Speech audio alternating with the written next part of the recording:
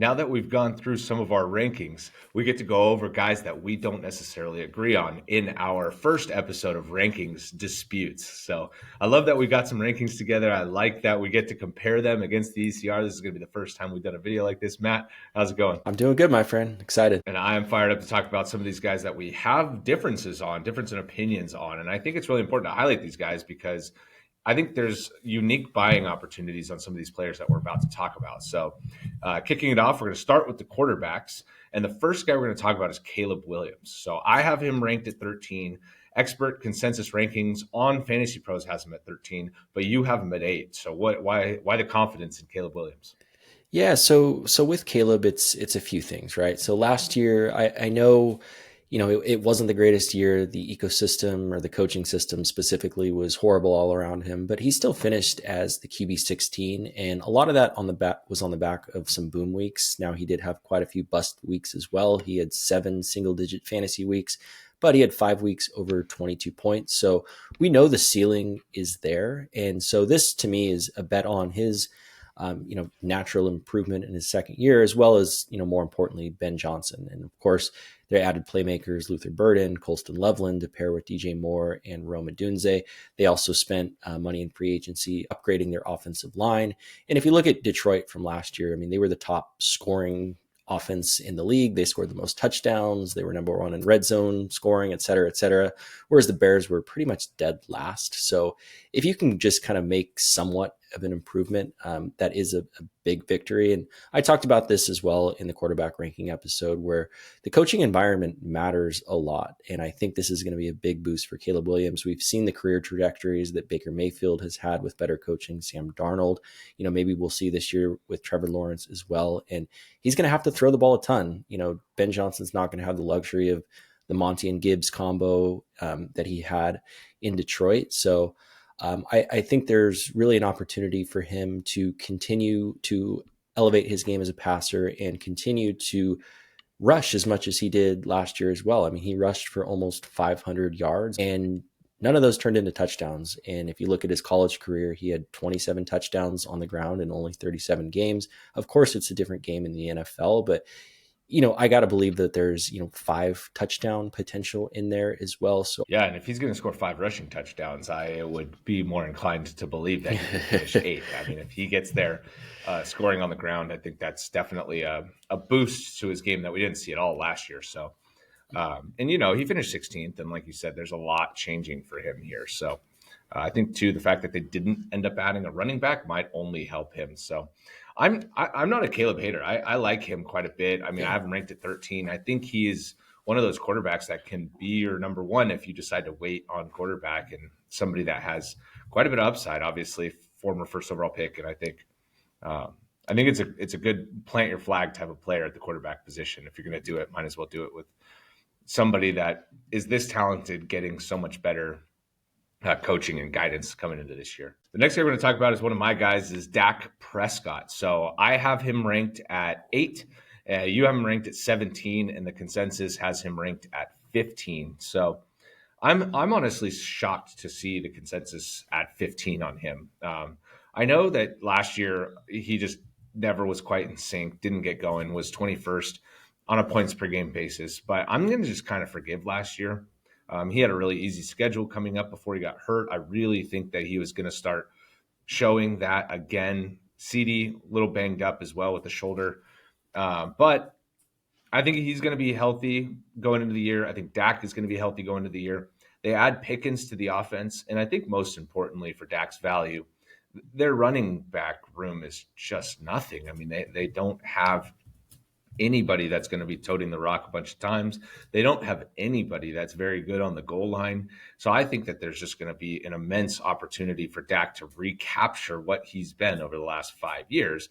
And if he's going to continue to produce like that, he's been a top 5 quarterback per game for like 5 years before last year. And so I just really struggle with ranking him lower than 10th. I mean, maybe I'll move him down a spot or 2 if I decide to move somebody up above him. But just for the consistency and the high upside that I feel like he provides, I'm going to continue to stick with him. Now, I will say that I do think that the rushing probably stops or takes a major step back. He has had rushing as a pretty big part of his game. He scored multiple rushing touchdowns every year except for last year.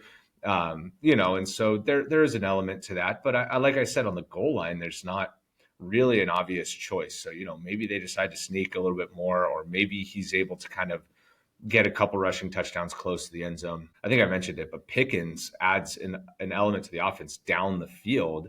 And I think not only will Pickens help Dak in terms of production, I think it'll also help open up the field for CD. And I don't expect CD to have any sort of season like his 2023 season, but I do expect him to be very good. And I do think that Pickens will help open up the offense even more for him. I am a little bit nervous about the new regime. I think I talked about that before, where typically when, new coaches come in, it's all good vibes and optimism and positivity. And that was kind of the opposite with the Cowboys. It was just a little bit weird. But, even though this coaching staff historically wants to be, or this regime wants to be a little bit more run heavy, I don't necessarily know that they're going to have that option. So, I think Dak is a good bounce back. And I think, especially in super flex leagues, there is the opportunity to get him at a massive value because there's just name fatigue, things like that. We see these good players kind of get pushed down year over year. Going on to the next guy is Drake Maye. So we did talk about him in the quarterback episode quite a bit too, but your ranking, you have him at 9th. I have him at 16, and the consensus has him at 17. So what do you got for us on Drake Maye?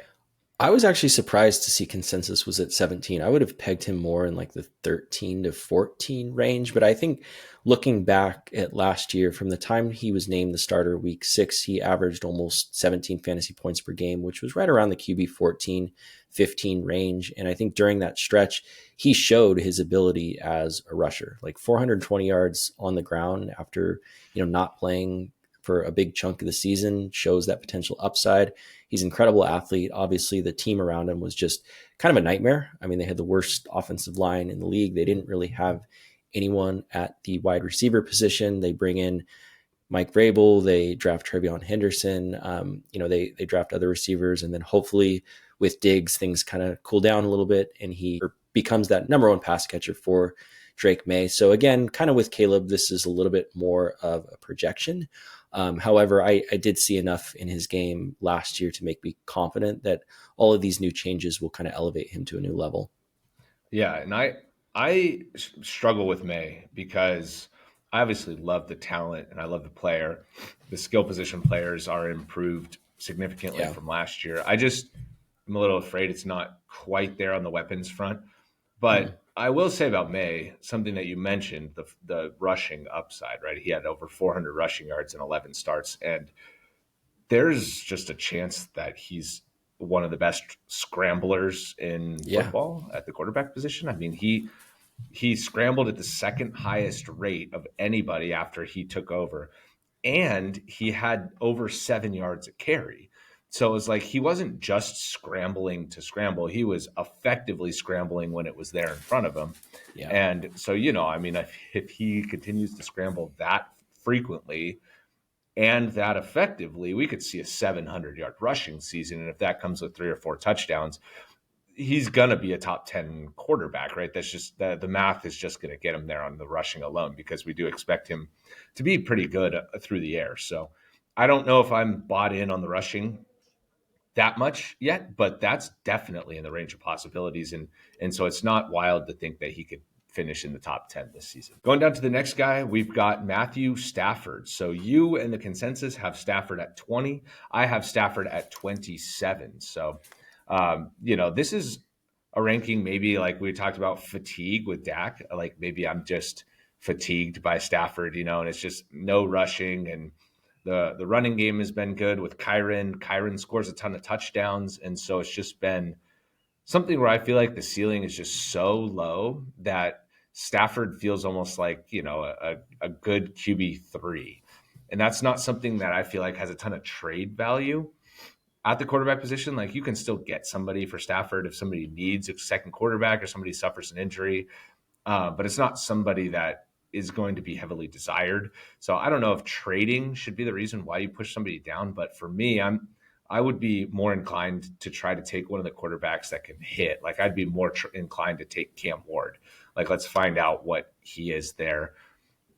And so I guess if that's going to be my mindset, and those are going to be the guys I'm going to take a shot on down in that range of the draft, I'm probably just going to pass over Stafford. And it's not even that I don't like Stafford. I mean, he's got Puka and he's got Adams. And so I could see even, 4,500 yards in his range of outcomes. But if it comes with 25 touchdowns and 11 picks, it's just not that game changing to me. And so I'm going to take a shot on somebody else that I hope can turn into a, more of a top 20, top 15 quarterback, even. Like, I'm going to take a shot on Bryce Young over him. I'm going to take a shot on JJ McCarthy for sure over him. And like I said, Cam Ward over him. So that it's just one of those things where I like a lot of the quarterbacks in that area. I like the potential upside of a lot of the quarterbacks in that area. I like the age of a lot of the quarterbacks in that area. And so it's just the math didn't work out for me to rank Stafford higher than I do. I think that's fair, specifically from a roster construction point in Superflex. Like, now, if you're the type that, the draft didn't fall to you the way that you wanted and you had to wait and you're on the clock for your second quarterback and it's between Stafford and Ward, that's when, attacking the stability of Stafford makes more sense versus like as your third quarterback. So, I do understand that. And, looking at his last couple seasons, he's been top 20. Kupp's missed a bunch of games. Puka only played 11 games last year. Offensive line was a mess. And, I think this is a team in win now mode too. They were kind of the only team that gave the Eagles a run for their money in the playoffs. So I was actually surprised to see I was in line with consensus. Typically these guys get pushed down. I thought it was going to be much higher, but I do hear what you're saying. Next guy we got up is my favorite player in the whole league is Trevor Lawrence. So you have him at 19. Consensus has him at 19, and I have him at 28. So this is somebody that I've recently started to feel like I need to soften the hate on, especially for fantasy, because he does have, in his last 3 seasons, right? He finished 8th, 13th, and then when he got hurt last year, he was 13th amongst quarterbacks, which blew my mind when I looked because I felt like he had been so bad. But he does have an element of rushing to his game that helps keep his floor a little bit higher, and he does have Travis Hunter coming in and Liam Cohen, right? New offensive mind that should help the offense overall. So I do feel like I need to soften a little bit here. I probably am going to move him up, but I like to highlight him over and over because this is a classic case of like, if he's not your guy, don't take him. Don't get bullied by consensus into taking somebody you don't like or that you don't think is that good, because that's going to be me with Lawrence. I'll push him up to wherever, but I'm not going to get to 19, and I'm definitely not going to take him either, right? Like I just mentioned all these guys I'd take over Stafford, and Stafford is somebody I'd rather have than Lawrence. So it's just like I just am in this position, this impossible position where it's like I want to move him up. I recognize that he's going to finish better than this. I'm not saying he's not. I'm just saying it's not a player I want, and so I'm going to continue to stick by my ranking. Like, if he's quarterback 13 through the first 6 weeks of the year, I'm not going to be trading for him as though he's the 13th quarterback. So I don't know. Again, it's one of those trade value things too, where I don't want to go and get him. I don't have any interest in owning him. I don't want him. So that's where I'm at with Lawrence. Yeah, I mean, he doesn't have a ton of upside, right? I mean, his peak when he was QB8, like he scored 5 rushing touchdowns that year. But, it will be fun to watch to see how Liam Cohen, changes this offense around. I mentioned it a little bit too. I just love the weapons. That's another thing that I struggle with there. It's like right, we talk about it with the Minnesota system and the players. Their weapons are amazing. The system's amazing. I don't care if you don't like McCarthy. You have to rank him highly, right? That's kind of like how I'm starting to feel about Lawrence. It's like, all right, dude, it's time, man. Like, it doesn't matter how you feel about Lawrence. Everything else is in place for him to succeed. So, but watch him not succeed, and then I don't stick to my guns, and then we're in a Breece Hall situation, and I'm just like, I should have just kept him buried. So, anyways, that's it for quarterbacks. So those were our 5 most glaring differences from consensus. So I think, again, unique buying opportunities on all of those guys, depending on how you view them. If you agree with me, you agree with Matt, right? And you can go and kind of attack some of those players against consensus. Moving on to the running back position now. The first guy we're going to talk about is Achane. I feel like we've talked about him a lot, but we need to highlight him again because I have him ranked as the running back 4 going into the year. Matt has him at 7 and consensus has him at 6. So, when you're drafting running backs up at this part of the draft, it's so important to make sure you get the right one. And, there are a few pitfalls for Achane that don't really have anything to do with him, I don't think, right? And the main one is Tua, right? So if you don't believe that Tua can stay healthy, which why would you, unless you're kind of a crazy person, right? Because he's only done it once. But I just think that it's in the realm of possibility that he stays healthy. They changed the offense at the end of last year, right after he came back from the concussion, to throw more quick hitting throws that only benefited Achane. And I just think that there's this opportunity for Achane this year to see an even further increased workload, a rise in efficiency, and just this monster passing game, role. So I just see it as something where if Tua is out there, he's as likely as anybody to finish as the number 1 running back in fantasy. So I'm not going to miss on that. And I was kind of out last year. I didn't really like HM that much. I was worried about Mostert, and I was kind of like, I don't know how much it's going to change, but I also feel like he has a pretty safe floor too, in terms of because of the passing game, because he scores in the passing game quite a bit as well. So I just really like HN. I really think that it's important that you attack his value there too, because the other thing about it is if I can get my 4th ranked running back as the 6th or 7th running back off the board, I'm going to really like those teams better than if I don't get him. Yeah. And, I love Achane, and I have him in the same tier. I think, it's kind of splitting hairs when I have, CMC, Henry, and Genty higher. You can make the case for any of those guys, but, you're right. It's just, if Tua is not healthy, it falls apart very quickly. Yeah. And that's the unfortunate part. Now, I will say this year, they're a little bit more uniquely positioned to handle that, with Zach Wilson as the backup. Showed he could kind of support Breece Hall in the passing game at least. And then they also picked Quinn Ewers. So, maybe their backup situation's a little bit better than it has been in the past. I would hope, because they kind of invested in it. But anyways, obviously that would be bad for HN if Tua's out. Going down to the second running back we're going to talk about, this is one of your guys. You mentioned him just a minute ago, was Christian McCaffrey. So you have him ranked at 4th. I have him ranked at 9th, and consensus has him at 7. Yeah, so this is, a guy that I'll be monitoring all off season, right? I'm not just planting my flag at 4, and if we get reports that he doesn't look, fully healthy, I'm just going to stick there and hope that he's on the field. I think the important thing for me and for, listeners is the fact that we know that the 49ers are going to lie through their teeth all off season about how he's going to be ready for week 1, or how he would be ready for the playoff game if it was a playoff game, and yada, yada, yada. But watch as many practice clips as you can, listen to as many beat reporters as you can. If he's not as explosive or whatever, just fade him, because even if he's out there week 1 and the reports are that he doesn't look as sharp, that's where the potential cliff can come from. So again, can't doubt the upside. He's either kind of league winner or bust throughout his career, can easily finish as the RB1 if he is healthy and good to go. But this is somebody that will change up or down, I'm sure, over the course of the offseason for a lot of people. I am just starting the fade early, I guess, right? I'm so risk averse in those first couple rounds. And yeah, maybe it costs me sometimes in terms of the high end upside in the playoffs, having one of those league winning guys early, right? I kind of faded Chase last year after he was in the contract dispute, wasn't in camp. And obviously that ended up hurting. But, and McCaffrey, I just struggle because you just never know if and when he's going to get hurt. And that value just evaporates because nobody wants McCaffrey while he's hurt. As he's starting to come back, they're like, okay, you might get a trade offer here or there.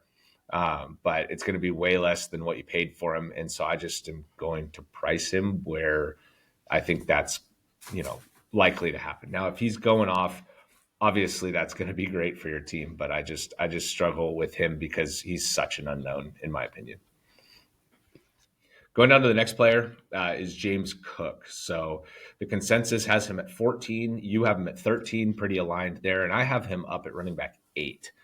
And I think that, we talked about him recently as well. So it's like kind of going over some of the same guys. But the thing with Cook specifically that I really like, and I'll highlight again here, is that we've seen him do it two different ways. We saw him do it with high level efficiency, more passing game volume, and a lot of rushing, right? Or a lot of rushing yards. And then last year we saw him do it with 20 touchdowns. In terms of being a high end performer, top 12 running back the last 2 years. So I just think that he's kind of in a position where he's not going to fail. He's in a really good offense, even if he doesn't score 20 touchdowns again, which I don't expect. But if he gets double-digit touchdowns, maybe a little bit more rushing volume, because he's not going to be breaking off big plays, and he's not going to miss it. If he doesn't miss any games. I know he missed a game last year. I just think he's really good. I think he's really efficient, and I think he's got a really stable role that I really kind of covet at the top end of the running back ranks. So that's kind of why I'm in on James Cook. Yeah, and clearly I'm a little bit higher as well. I feel like with my ranking of 13, like I am ranking him, barring injury, really at his floor. So I've been all over Cook. Last season we were all over him as well. I've been drafting a ton of them in best ball. Yeah, and in best ball, it's interesting. I think it's interesting he's not a little higher in best ball, because he has the spike weeks. Yeah, he has all the spike weeks. He's got the breakaway speed. He can score multiple times in a game. Like, I don't know that, and he's got receiving too. So if he scores twice and has 4 catches, it just feels like that would drive his value up. But I don't know. I guess Yeah, I mean, I stack. Don't see enough volume.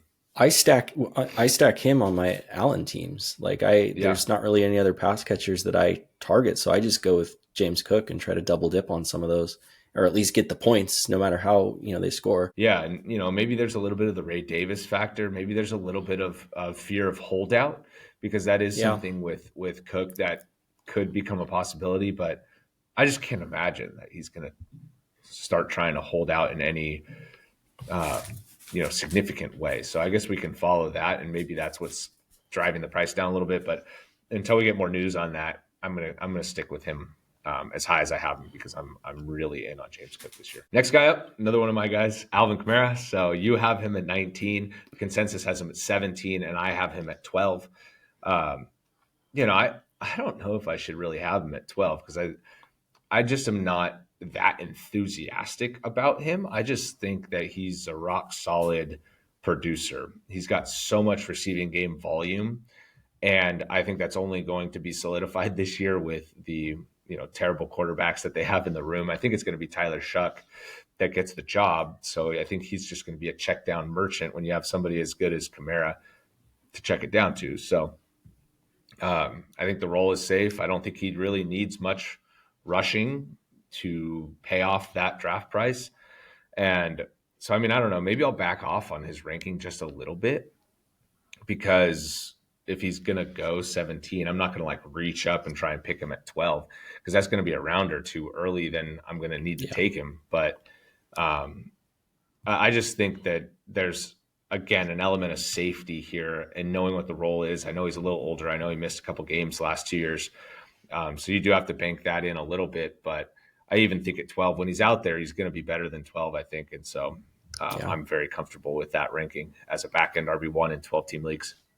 Yeah, and what you said in the running back episode was, he's going to be ECR of 17 or ADP around that range, and then you look up week 1 and he's ranked inside the top 10 at running back. Yep, and that's for sure how it's going to be, especially if you're looking at PPR rankings. He is 100% in week 1 going to be ranked in the top 10. It's just set it and forget it. All right, and going down to the last running back we're going to talk about here is TreVeyon Henderson. This is one of your guys here. So I'm more in the line with consensus here. I'm ranked 24. Consensus has him 23, and you have him ranked 20. And I feel like you wanted to push him up higher, but you just couldn't quite bring yourself to get there yet. I did. I think he's someone that could rise for me throughout the summer, and especially as we get more reports out of camp. But I just really think that Henderson is going to be a star in this league. We've watched him be a star over the last 4 years at Ohio State. He's fast. He's electric. He can catch passes. He's excellent in pass protection. He doesn't fumble the ball. He does everything that a coach would want him to do, and specifically a coach like Mike Vrabel. And really the only path to him getting more touches or playing time is Ramondre Stevenson. And I don't think any of us think Ramondre Stevenson is like this excellent player. We saw him get benched last year in favor of Antonio Gibson after he coughed up so many fumbles. And that's one thing that Henderson doesn't do. And that's one thing that I promise you, Mike Vrabel will not support, is someone staying on the field who fumbles the football. So, I do worry that Stevenson's going to get a lot more volume in the beginning of the year and maybe a lot of the goal line work. But if he's not looking good and Henderson's looking great, I just don't see a whole lot of incentive to keep him off the field other than for his health's sake. Yeah, and the health, I think, is a big concern. I also think maybe driving the ranking a little bit right now is that there was a report that McDaniels called him a gadget player, and it's like, oh no, we don't want to hear that. Like, maybe you meant it positively, but dude, pick your words a little bit.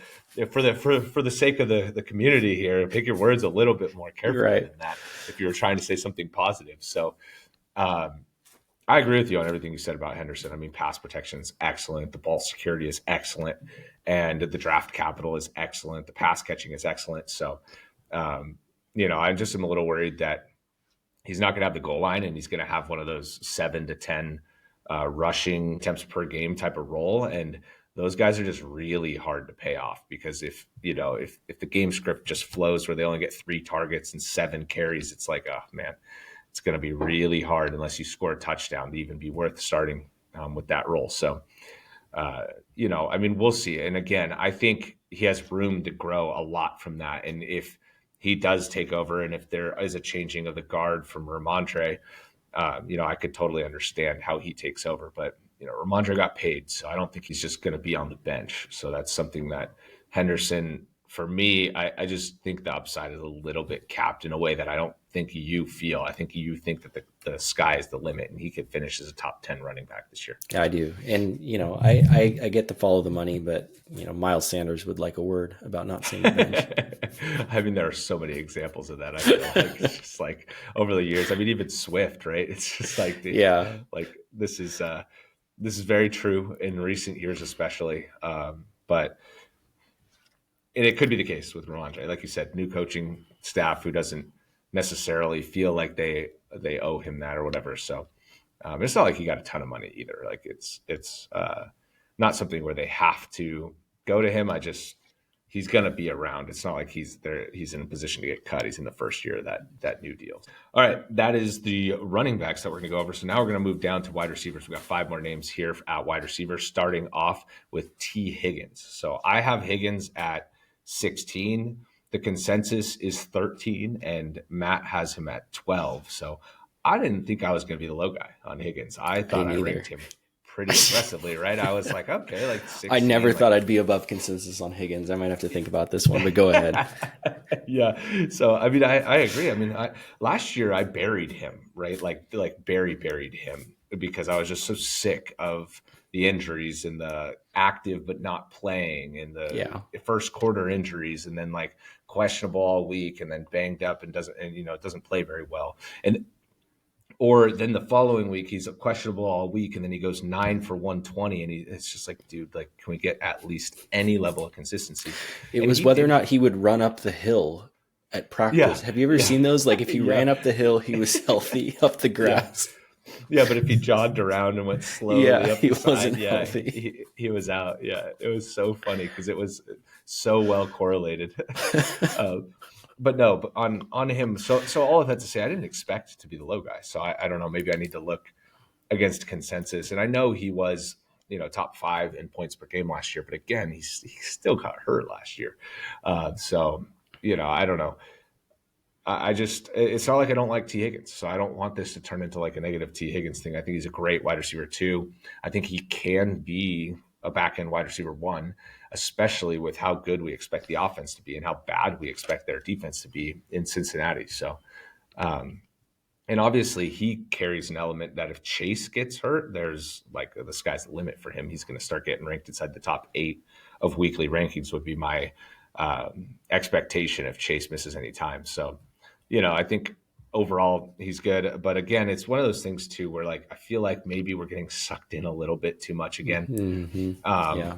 And he still is the wide receiver 2 on the offense, and we're like, okay, we saw it.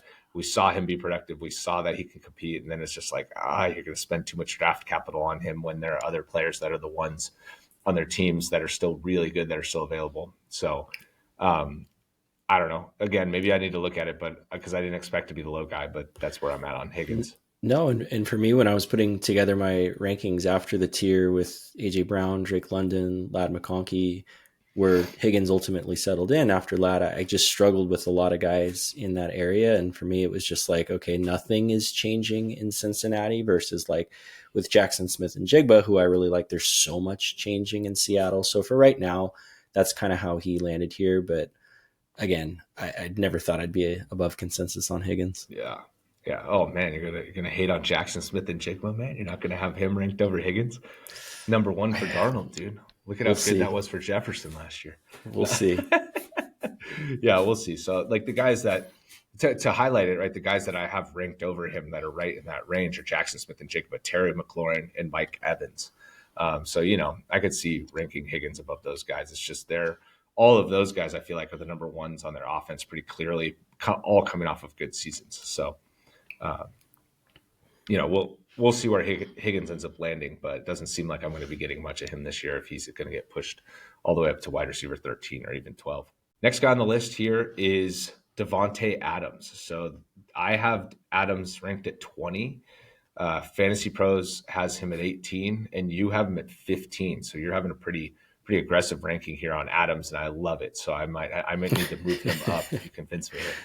And maybe this correlates with the fact that, I'm much higher on Matthew Stafford as well. Looking at Davante Adams, like we know he's up there in age, but to me, like he just didn't really look like he had lost a step at all last year. I thought he looked fantastic last year. He was the wide receiver 10 in points per game. And, even though he had that historical rapport with Rodgers, I thought their timing was off in a lot of plays last year. And I think moving over to the Rams, he gets a massive upgrade at play caller, like massive. And at this point in their careers, an upgrade at quarterback. And, we know this is going to be a hyper concentrated offense that, like I said, is in win now mode. So I think with Davante, I just someone that I've actually was tempted to move higher than this, to be honest. Yeah. And I am a famous Davante Adams lover. I mean, I've had him on my team, I feel like 3 straight years in our home league. I feel like everybody just passes on him, and I get him in the 4th round every year. And I'm just like, sign me up for that. So, I do recognize he was great last year, but he also, demands a lot of targets, and Rodgers likes to lock in on his number 1. And so I think Adams' role this year is going to be maybe a little bit different than we're used to seeing. And I know there is plenty of space for a second receiver, but in all of McVay's seasons, we've seen like a bona fide number 1. And then like the second fiddle kind of plays, right? Even when Kupp broke out and had the Triple Crown season, it was like Robert Woods was good, but he was like such a second fiddle. And then even when when Kupp was hurt with the hamstring injury and Puka went off in the first 4 games of the season, he didn't really relinquish it. He just continued to stay the number 1, and Kupp had a couple of good games, but he never was really that like also bona fide number 1 wide receiver for fantasy next to Puka. So I'm a little bit weary of that dynamic that's kind of always played out in McVay's offenses. So maybe Davante can kind of kick that trend, because like you said, he looked great last year. He was awesome for fantasy. He was still earning targets at a really high rate. So again, I love Adams. I don't want this to be a bad thing for Adams, but I just am a little lower than you, and consensus, I guess, as well on him. All right, another guy for you here, and I can't wait to hear your analysis here because I did not expect this ranking on Marvin Harrison Jr. Consensus and I both have him at 21, and you have him at 16. So 5 spots ahead of consensus. That's pretty big jump in my opinion. So what are you thinking here on Marvin Harrison Jr.? Yeah, so for me, this isn't based on anything he did on the field last year. This isn't based on stats. This is just based on me looking at the player and saying, okay, this was the consensus number 1 wide receiver in a historic wide receiver class. Everyone was comparing him to AJ Green and Julio Jones and et cetera, et cetera. And the Cardinals really didn't utilize him in a good way at all. They didn't use him creatively. They didn't give him easy layup throws. They just put him on the boundary and said, go win this way. And, he still managed to rack up 8 touchdowns, 800 yards, but a very down year, especially compared to the other, rookies in this class. But I just refuse to believe that the Cardinals are going to stick with that same game plan they had for Marvin Harrison last year. And, if I hear that that's the plan, then I'm going to move him down a ton. But if I hear that, hey, we're designing more plays specifically for him, we're going to move around the formation, we're going to get our best playmaker the ball, that's where I think he can, fit in more comfortably. So a lot of this is just a projection, the talent. Hopefully he and Kyler can get on the same page more. Hopefully they get him involved in some more of those crossing routes. We've seen he's bulked up this offseason. He wasn't very good in contested catches or yak last season, surprisingly. And I don't know, the moment I saw that video of he and Quentin Johnston working out together in the offseason, I just thought that was a horrible omen. So hopefully he stays away from QJ, because Marvin Harrison was fast in college, man. Maserati Marv, and he just did not look fast. I don't know what happened. His dad took a while to break out too. So, I'm just kind of banking on him taking a year to get to his level that we know he can be. Yeah, and my reservation here is I picked him really high last year and I was all in. Yeah, and that's I'm true. not usually on rookies. Yeah. And then I just feel like I got so burned. So I don't know. Maybe I should forget that a little bit in my ranking. But also, like, I'm looking at it from his quarterback perspective, and Kyler is so bad at throwing the ball down the field. He's literally finished 34th out of 34 qualified quarterbacks on yards, on throws further than 20 yards down the field. And that's where Marv operated a significant majority of his, routes. And unless the role is going to change, it's just going to be more of the same. Like, Kyler is not changing as a player down the field, I don't think.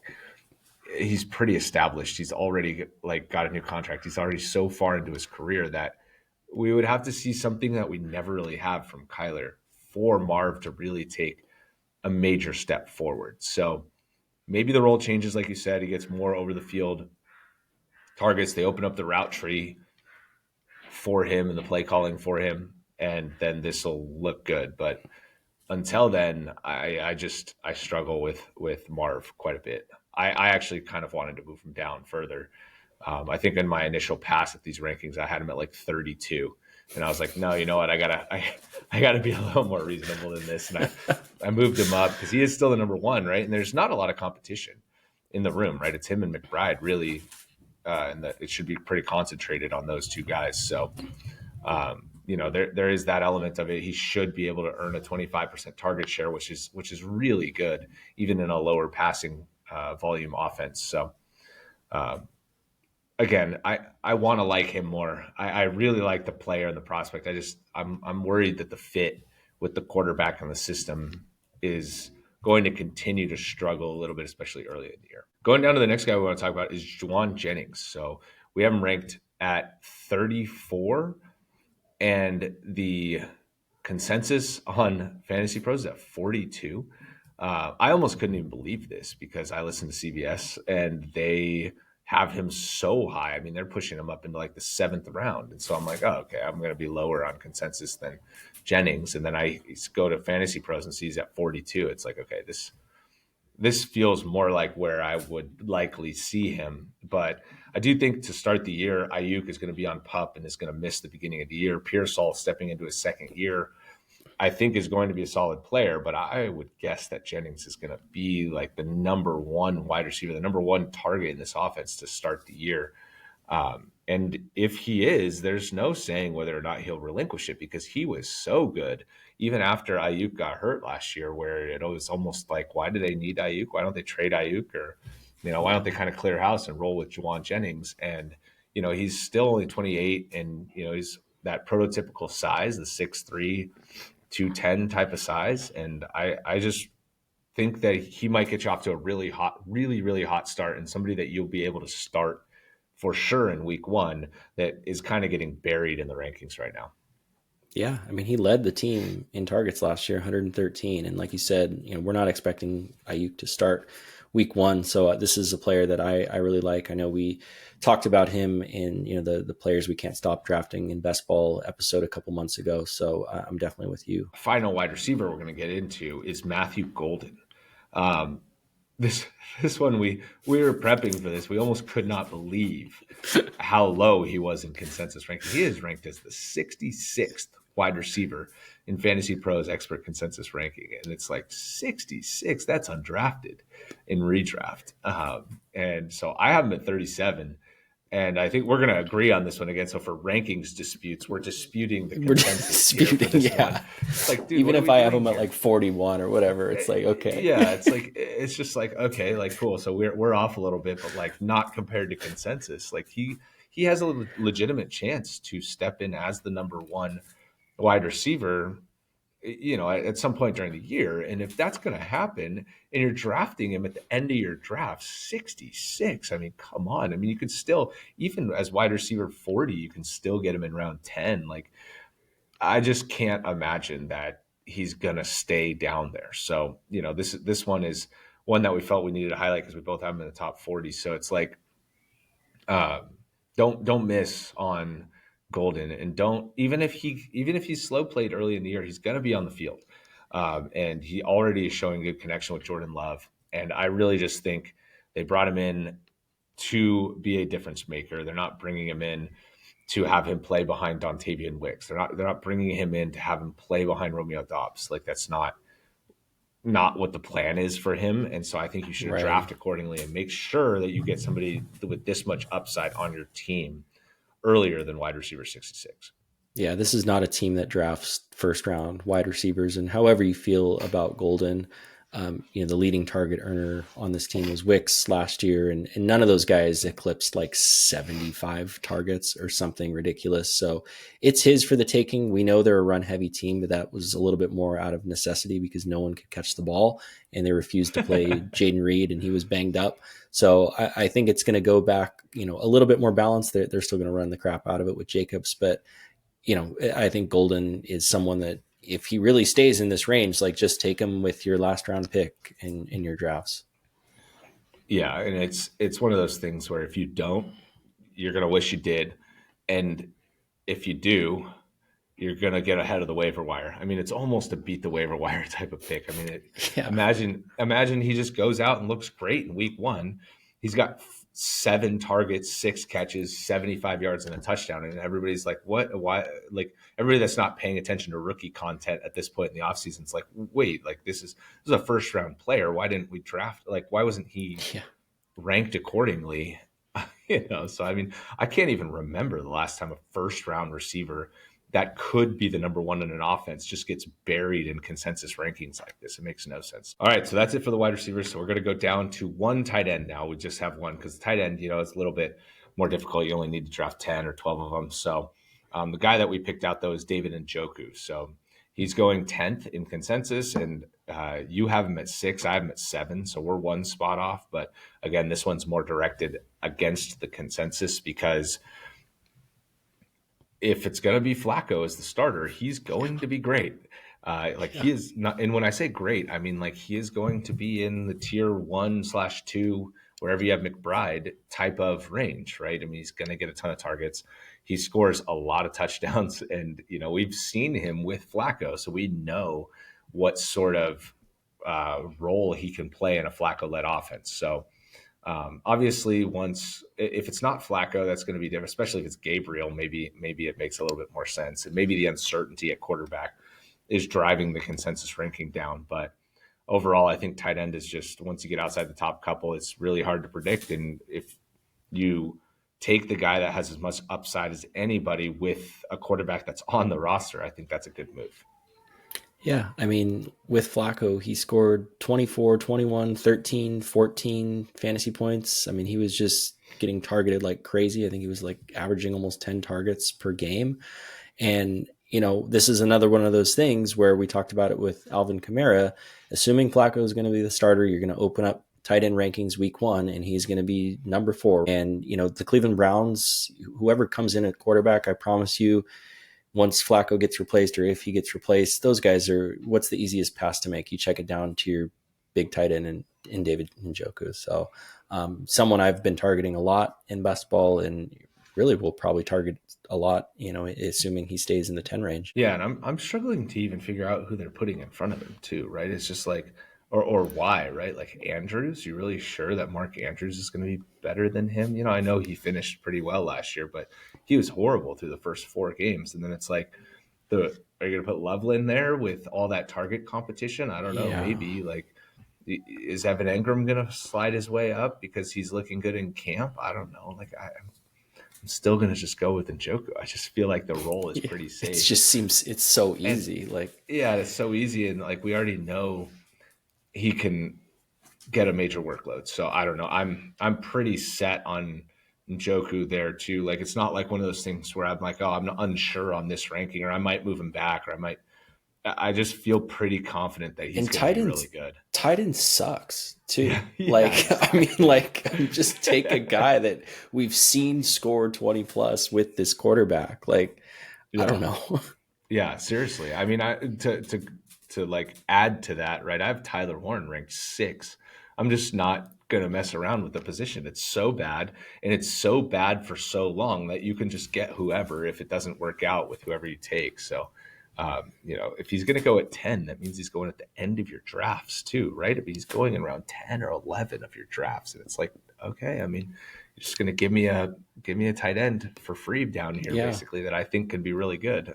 That's what I'm going to do. I'm going to build my strategy around that then, I guess, and we're going to move forward from there. So, all right. And with that is our rankings disputes, some of them with each other, some of them against the consensus. And thank you so much for listening. We'll talk to you in the next one.